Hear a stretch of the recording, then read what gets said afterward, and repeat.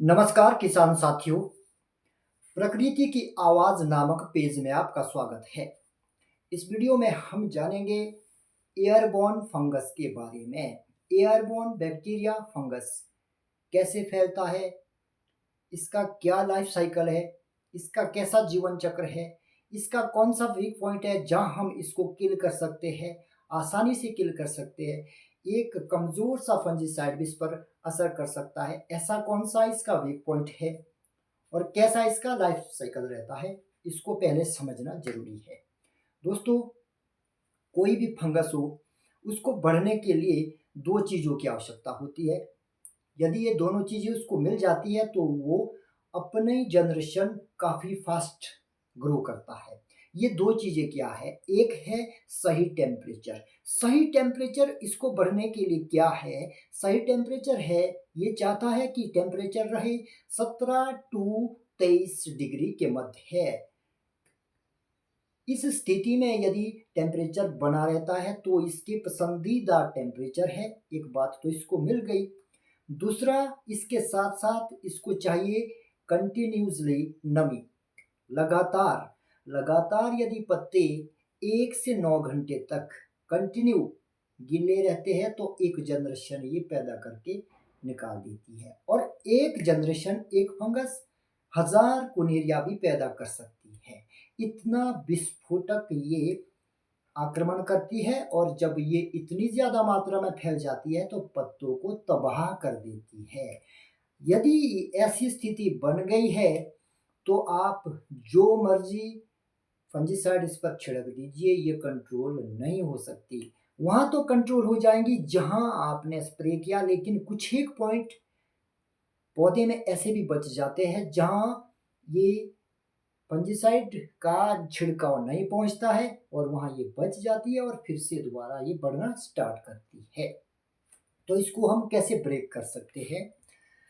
ये सर्दी में जब इन्फेक्टेड पत्ते, मान लीजिए पिछले वर्ष वहां पर फंगस लगी हुई थी पत्तों में, अल्टरनेरिया था, मार्सोनिना था, स्केप था या सूटीब्लोस था या फ्लैशबैक था, कोई भी फंगस थी, तो वो इन्फेक्शन पत्तों में था, पत्ते गिर करके नीचे जमीन पर आ गए हैं। मान लीजिए आपने सर्दी के दिनों में जब प्लांट डोरमेंसी था में था तो आपने वहां से पत्ते एकत्र किए, उसको एक जगह इकट्ठे करके उसको डिकम्पोज कर दिया, तो अब आप आश्वस्त रहेंगे कि हमने तो इसको क्योर कर दिया है, अब फंगस कहाँ से आएगी? दोस्तों, अभी भी ये फंगस आपके ऑर्चर्ड में आ सकती है, क्योंकि ये जमीन से उठती है और ये ट्रेवल करती है वेपर के साथ। वेपर जो पानी का वाष्पीकरण हो रहा है, जमीन से अभी पानी उड़ रहा है, सूरज की गर्मी से जमीन गर्म होती है, उससे वाष्पीकरण होता है पानी का, पानी के वेपर्स उठते हैं तो इसके साथ तैरती हुई ये लगभग ये 1 से 1.5 किलोमीटर तक भी वेपर के साथ उठ करके जा सकती है और अब आपके ऑर्चर्ड में ये आ जाएगी। आसपास के एरिया से ये कहीं से भी आपके ऑर्चर्ड में आ ही जाएगी। तो जब ये अभी आपका टाइट क्लस्टर स्टेज चलेगी, अभी ठीक ठाक टेम्परेचर भी हो जाता है, अब ये बिल्कुल शबाब में होती है, मतलब सारे के सारे कुनेरिया इसके अब जमीन पर नहीं है, ये उठ गए हैं, अब कहीं ना कहीं पहुंच गए हैं आपके पत्ते में, ऑर्चर्ड के पत्तों में आ गए हैं। तो आपको इसी पॉइंट पे स्प्रे करना है। यहाँ कैसा फंजीसाइड करेंगे? Copper waste. जी हाँ, जिस फंजीसाइड में कॉपर की मात्रा होगी वही आपको करना है, क्योंकि कॉपर वेस्ट फंजीसाइड अब हम आगे नहीं कर पाएंगे। जब पौधे पर फ्रूट आ जाएगा तब इस फंजीसाइड का इस्तेमाल नहीं कर सकते, क्योंकि फ्रूट पर यदि कॉपर वेस्ट फंजीसाइड का एक छींटा भी पड़ा तो वहां पर रस्टिंग आ जाएगी। कॉपर फ्रूट के लिए खराब है, टॉक्सिक है, अब आपको नहीं करना होता, इसलिए अभी टाइट क्लस्टर पर ही इसको आप निपटा दीजिए। ये काफी स्ट्रॉन्ग फंजीसाइड है। तो अब बात करते हैं कि नेचुरल फार्मर क्या करेंगे।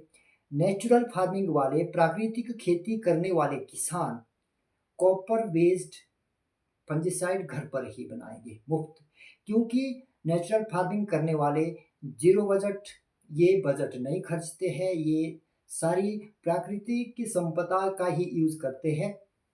तो यहाँ पर लस्सी आपके घर में होती है, ये फ्री है।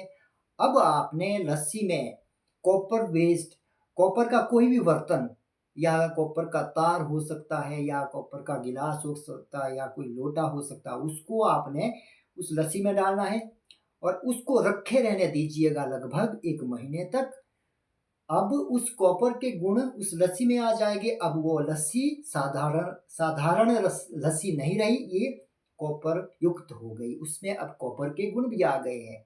अब आपने इसका स्प्रे करना है।